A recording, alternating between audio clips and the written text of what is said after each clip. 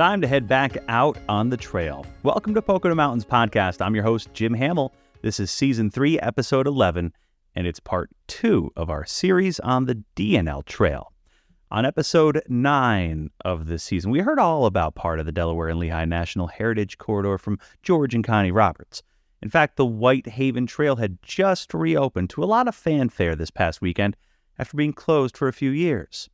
The D&L Trail, as it's affectionately known, is a huge draw to the Poconos and beyond, and has breathed new life into coal towns along its expansive area, helping to grow the outdoor economy. And recently, George Roberts Productions partnered with PTN on a 3-part series about the trail, Part 2 in just a bit.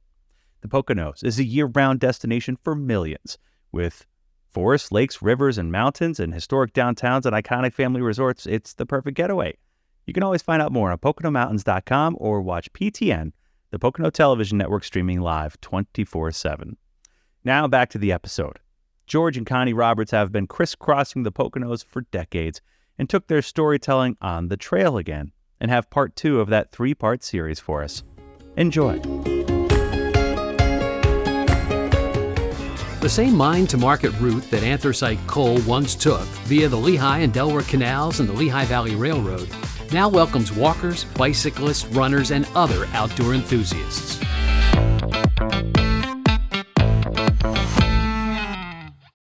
The D&L Trail travels through 5 counties in eastern Pennsylvania for a total of 165 miles from Wilkes-Barre to Bristol.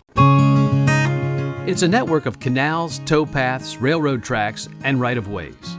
All sections of trail that are possible are built along canal towpath or on historic rail bed.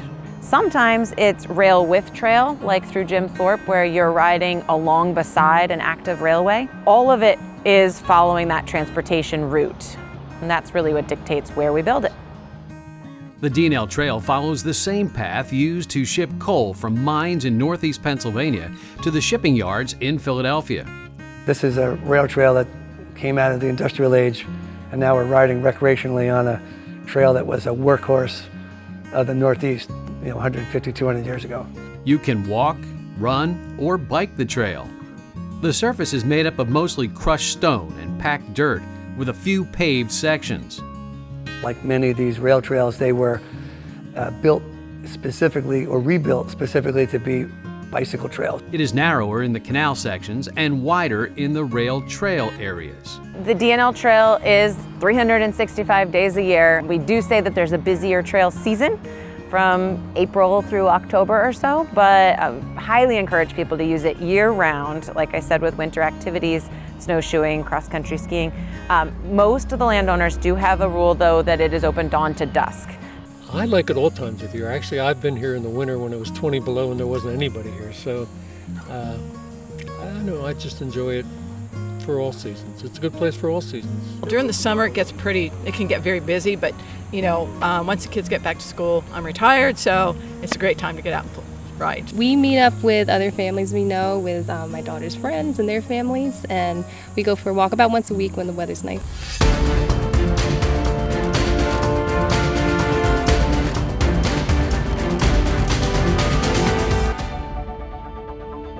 I have bicycled in 28 countries around the world. This is a world-class trail in our backyard.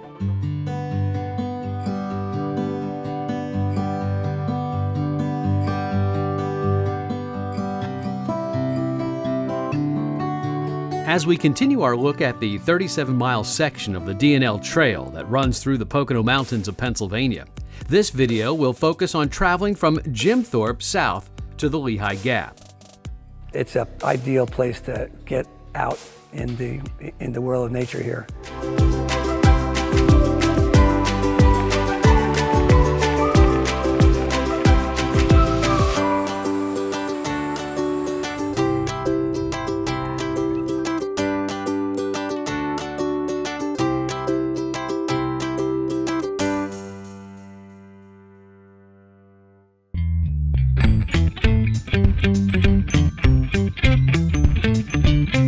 Jim Thorpe is a great trail town with plenty to see, things to do, and places to stay. Many people use Jim Thorpe as a starting point to travel north to Whitehaven or south towards Slatington and the Lehigh Valley. Leaving Jim Thorpe south, you'll cross the new Mansion House Bridge that spans the Lehigh River. For the next 6 miles, you'll be following the Lehigh River, where you might catch kayakers and even fishermen. There are many beautiful sights to see along this stretch of the D&L Trail. Below Jim Thorpe's had the canal, the towpath. That's a little bumpier. That was the mule-drawn, canal boat towpath. In some areas, you'll have canals on your left and the river on your right. Be courteous, as the trail can get narrow here in spots. There are also a couple of water hazards you can travel through or use the elevated bridge to get around it. Here we are at mile marker 102. This happens to be the Weisport-Lehigh Canal Park in Carbon County. This trailhead is in the town of Weisport. Here you'll find shops offering food, ice cream, and activities. Weisport is very unique in what it provides to trail users. There's a really great shop called Chantilly Goods where you can stop and pick up some old-time ice cream and a milkshake. I know a lot of trail riders in this area love Chantilly Goods. Mario's Pizza is real close to the trail itself, so a great place to pick up any pizza or Italian meal, as well as the Hufford Mill. So if you're looking to stop in Weisport, there's great options for food. A lot of those places have entertainment as well, so you can kind of take a moment off of the bike or off of the trail itself and just kind of relax a little. There's also a park in the center of town. If you're riding your bike, understand the roads are busy with plenty of traffic. You definitely want to be a pretty avid road cyclist, just to make sure you know the rules of the road and you're kind of keeping your eyes out for cars. And while you're there, check out the Perryville Spur. It's located across the street from the trailhead. Go through a gravel parking lot toward a yellow gate.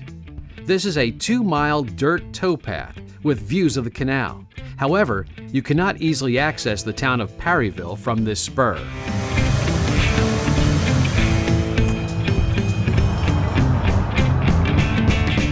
To continue south on the D&L Trail, you'll need to cross the river into the town of Lehighton. Here's how to do it. Leaving the Weisport trailhead, you will turn right onto Bridge Street. This is a short section of road shared with vehicles that crosses the Lehigh River. In order to get to the next portion of the trail, make your first right onto a short downhill paved path. Be careful, as this is a steep grade down to Lehigh Drive. Making a left here is a spur to downtown Lehighton about a mile long. On the way, you'll pass an outdoor adventure center before you come to a T in the road. The Lehighton trailhead is in front of you with portable bathrooms. To get into Lehighton, make a left onto North Main Lane. You will cross Route 209 here and continue straight uphill for a block until you come into Lehighton. Here you will find many restaurants and shops in the downtown area, which is an easy walk off the Lehighton spur of the D&L Trail. There's also a beautiful park right there where you can relax. Right up on First Street, there are plenty options, including Bonnie and Clyde's. So a lot of great food options right here, right off the trail in Lehighton. To return to the D&L Trail from Lehighton, you'll need to travel south on Lehigh Drive past the paved path you used from Bridge Street. Lehigh Drive will eventually end, and you'll be back on a gravel path. This will continue your journey along the Lehigh River. On the way, you'll pass under the twin bridges of the Pennsylvania Turnpike. 4 miles south of Lehighton, you come to Bowmanstown. We're in the Marvin Gardens Trailhead. This is a spot where you can access the Lehigh River. Here, the D&L Trail crosses Route 895 in order to continue, but you can make a left onto Route 895 and cross the bridge into the Bowmanstown area for a quick bite to eat. Continuing south from the Marvin Gardens Trailhead, you'll cross Route 895 onto Riverview Drive. You'll share this road for 0.8 of a mile to the East Penn Boat Launch Trailhead at mile marker 97. Just a mile south of Bowmanstown, we reach Riverview Park. There's a campground here that makes it a great overnight stay. The Riverview Park campground has river access. As mentioned before, camping is not allowed along the D&L Trail, except at a couple of designated areas, this being one of them. The facilities are maintained by East Penn Township, and campsites must be reserved through the municipality. There's also a solar device charging station in the far end of the parking lot. If you'd like to know more about the anthracite region of the D&L Trail, pick up a trail map and guide, or use the interactive trail map on the D&L website or app.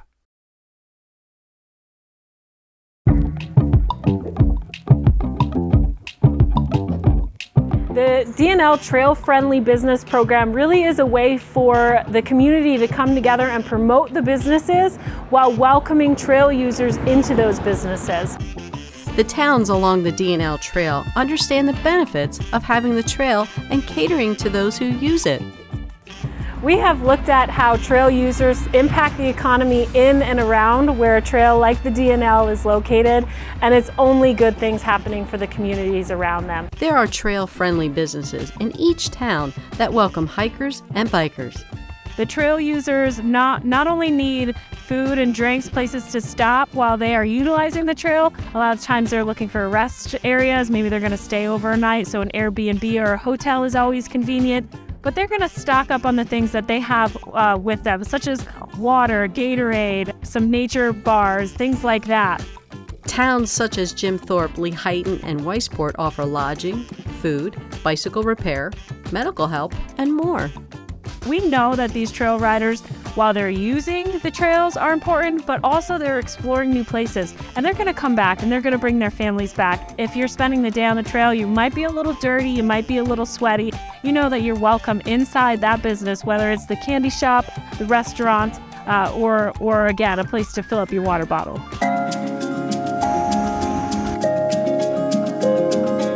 Remember, not all trailheads are in areas with easy access to amenities. Some of them are places like a park that has multiple things you can do there. Some of them are simply a few parking spots, access onto the trail, and you're traveling from there. They range in having bathrooms and restrooms at some, water fountains at some, other things that you can do. But trailhead is generally meaning that it's an access point, somewhere you can go park and get on and off the trail. Consult guidebooks and maps for more details. Those using the D&L Trail are asked to keep it clean. It's a take your trash with you, find a trash can at a trailhead, so pick up the litter. Along the trail, there are great opportunities for you to grab a trash bag, pick up after your dog, and throw it in the garbage. Carry your trash to trailheads where there are trash receptacles.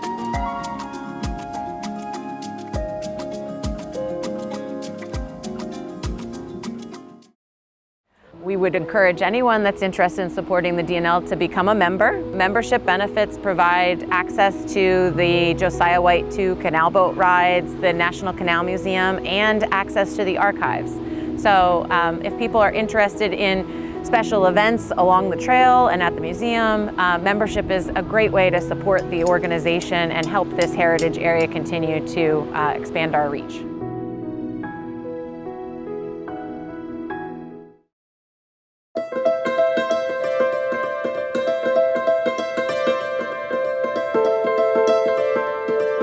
The D&L Trail offers much beauty and breathtaking views, but it's also the home to many animals, birds, insects, and plants. The D&L Trail is in a great location to see wildlife. We're right along the Lehigh River for the most part on the D&L Trail. Sections of the Lehigh Canal still exist along the trail.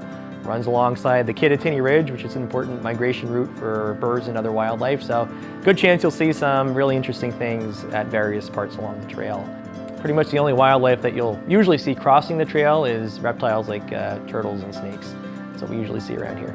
Time of day and time of year will determine what wildlife you may see on the trail. Earlier and later in the day are the better times to see things. When it's really hot out, especially in the summertime, wildlife is generally less active. Spring is a great time to see reptiles and amphibians, birds. Porcupines we see pretty much year-round. Scary looking animal, but very, very calm. They don't project their quills through the air or anything like that. A lot of people think that they can shoot their quills like arrows, but they can't. So as long as you don't touch the porcupine, you're safe. While the trail is safe, it's not uncommon to encounter wildlife.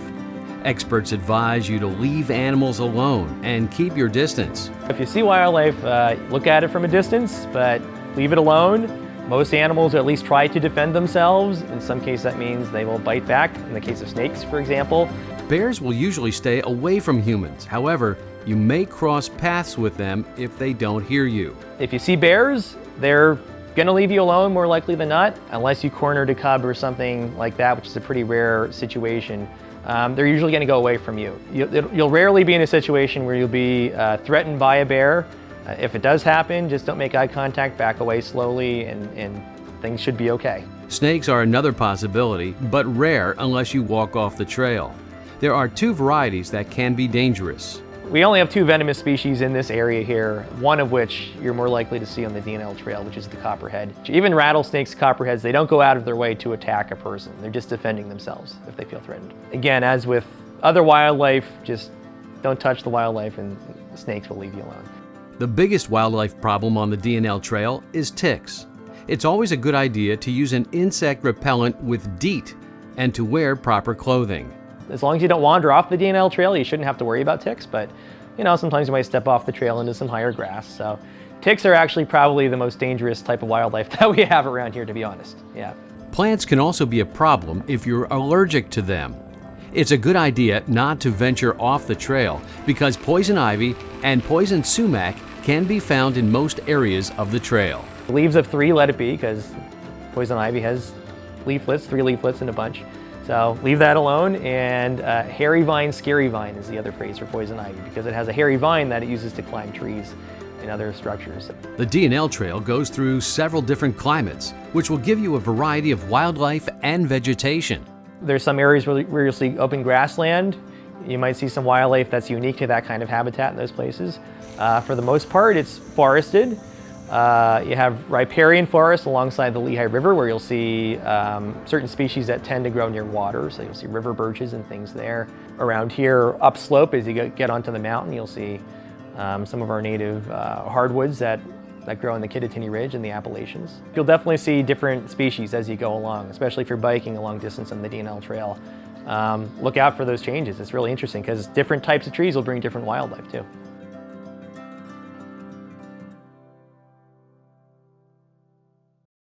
I think it's great for folks to understand that the DNL Trail is really the spine of the National Heritage Corridor. The DNL National Heritage Corridor is one of 55 heritage areas in the country.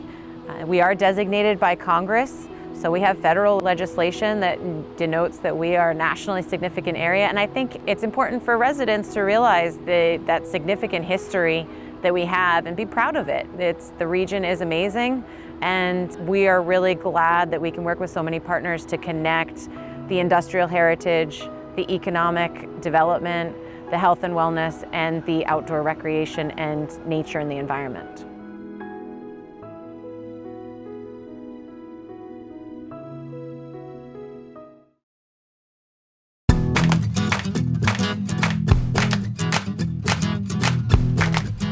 The DNL Trail is a multi-use trail designed for hikers, walkers, bikers, runners, and in some sections, horses and snowmobiles.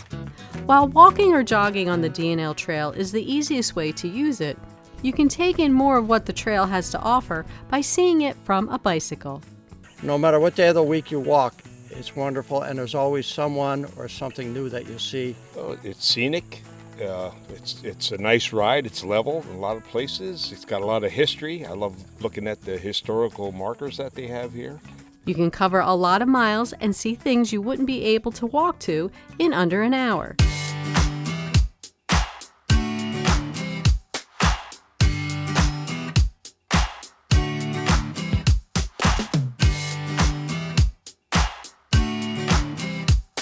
So what type of bicycle should you use on the DNL Trail? Most popular bike here on the DNL is a hybrid bike. And it's kind of a cross between, it wouldn't be quite a mountain bike, but it wouldn't be totally a cruiser bike. It's just efficient, comfortable, and nice to be on all day. Besides the bicycle itself, you want to take along some other items, like food and drink, a cell phone, a small bicycle repair kit, and of course, wear a helmet. Anything could happen on the trail. We don't see too many injuries, but you never know what can happen, and having a helmet prevents anything serious. In addition, today's modern helmets have visors on them, and it also offers sun protection.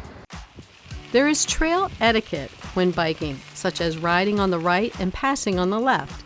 When you're on the trail, you definitely want to stay as single file as you can. Of course, when you're in a big straightaway and you want to be next to your friends, there's nothing wrong with that, as long as you're keeping good visibility and making sure no one's coming towards you. So that's a big deal. Just like driving a car, you're staying on the right-hand side, and if you pull over to look at a waterfall, an animal, just pull your bike off to the side of the trail and make sure it's not in the middle of the trail. You should also use verbal signs as you get into areas with more bikes. If you're encountering other riders, whether they're in front of you and you're riding behind them, or they're coming at you, if you're riding up towards a rider, you say biker back. It lets them know that you're behind them and that you're going to pass them. You could always give them the hey, passing on your left, which is pretty traditional. Or if you have a rider coming up towards you and maybe the person behind you might not see them, you just yell biker up. It lets the people behind you know that there's someone coming up on them. A common question is, how long does it take to get somewhere on a bicycle? How long does it take is a common question, and it's almost when people come and they're biking, they know how long it takes to drive from this place to that place. So a bike, you slow it down, and then you might see so many things along the way, because every mile of the trail is beautiful. Most people bike at about 8 miles per hour. Of course, you'll be slower if you stop a lot to view the scenery or take a break. There are certainly people that are ultra fit out there with really fancy, nice bikes. They might be going 20 miles an hour. And now with the introduction of e-bikes, they're governed at 20 miles an hour, so that's about as fast as they'll travel. So you will see people riding up to that speed, but that's pretty uncommon. And the folks that are riding at that speed are seasoned vets. They know to look out for folks, and they're out there, they're being as safe as possible. When riding a bike, you need to be aware of people walking, jogging, and other cyclists, especially around trailheads. That's a good point. When you get close to trailheads, the traffic on the trail does pick up. But the good thing is it kind of naturally causes the riders to slow down a little bit as you see more people. And that's where you commonly see kids and stuff. And most people, they see the kids, they see people, they just slow down a little bit and know that a trailhead's near. Biking on the trail is safe as most surfaces are packed dirt, stone, or paved. The DNL is a super, super safe trail. We run thousands of people down it a year, and anywhere from little kids running 25 miles to adults that maybe haven't been out riding in 25 years and just wanted to have a nice day. You can get tips from cycle shops on which areas to bike depending on what you want to see or experience. We go through a safety talk with them about trail etiquette and passing and how to safely travel on the trail. We also go over what to expect on the trail while you're out there, whether that's to see waterfalls, animals, what to do in that situation, and kind of what direction's best to travel. When people come to us with an open mind, what should I do today? I've never ridden a bike before.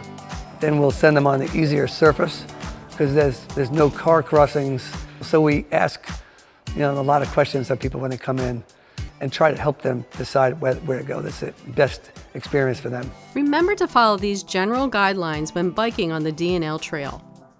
Be friendly. A smile, wave, or hello can go a long way. Be courteous. Respect other trail users regardless of their mode, speed, or level of skill. Be predictable. Travel in a consistent and predictable manner. Be careful. Be in control and paying attention, especially at pinch points or intersections. Give an audible warning before passing. Ring a bell or say on your left. Try not to startle. Sometimes areas on the DNL trail need to be worked on, so detours may be in place. The DNL provides some suggestions on detours when we can. If someone's calling and asking me where can I take my kids with a stroller and a Strider bike and trying to learn, I would never want to suggest these on-road detours. So we can work with people on an individual basis to help them figure out the best route for their abilities and their interests. You can find out more about detours on the trail by visiting delawareandlehigh.org/map. The DNL Trail in the Pocono Mountains. You can find out more about the DNL on the last installment of the series premiering July 2nd on Pocono Mountains Magazine. And learn more about the trail at PoconoMountains.com. Thanks for listening to Pocono Mountains Podcast. We'll have a new episode each week highlighting lots of the fun things you can experience while you're visiting the Poconos. Subscribe and leave a review and or comment on whatever platform you listen. For a warm welcome and refreshing wine, Three Hammers Winery really delivers. The hops at 2nd District Brew Farm are grown right here. Bright Path Brewing is a small town craft brewery with a big flavor. Your trail awaits you. Make it whatever you want. Wineries, breweries, or distilleries. I've always wanted to craft a trail. Of course you do. Visit PoconoBeverageTrail.com.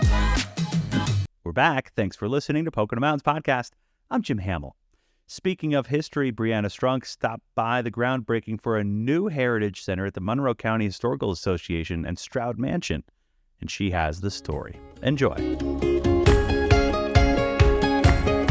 Welcome to the Stroud Mansion in downtown Stroudsburg. This research library and museum is typically filled with thousands of artifacts related to Monroe County's history, but the space is currently empty to make way for a massive project to be enjoyed by all. This is an extremely exciting day for Monroe County and the Monroe County Historical Association. We, after 100 years of collecting, the Historical Association is out of space. We're housed in a 1795 structure that was never meant to serve as a museum, a community space, library, or our offices. Go ahead, throw it, yep. Yay!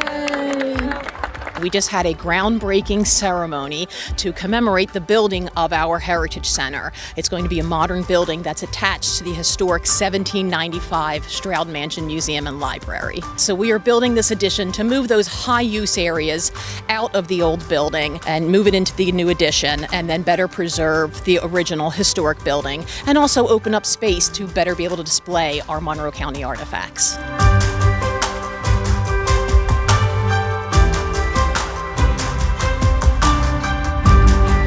We were bursting at the seams. Every little nook and cranny was definitely filled.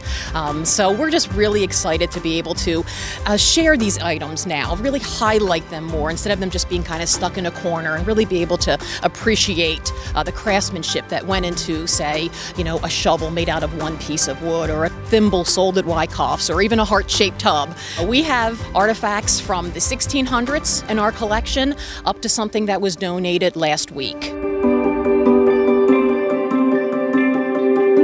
Right now, our community room can sit about 25 people. This new space will provide seating for 125. So we can welcome large school groups, bus groups, all sorts of activities in this new space, and really be able to better share Monroe County's history.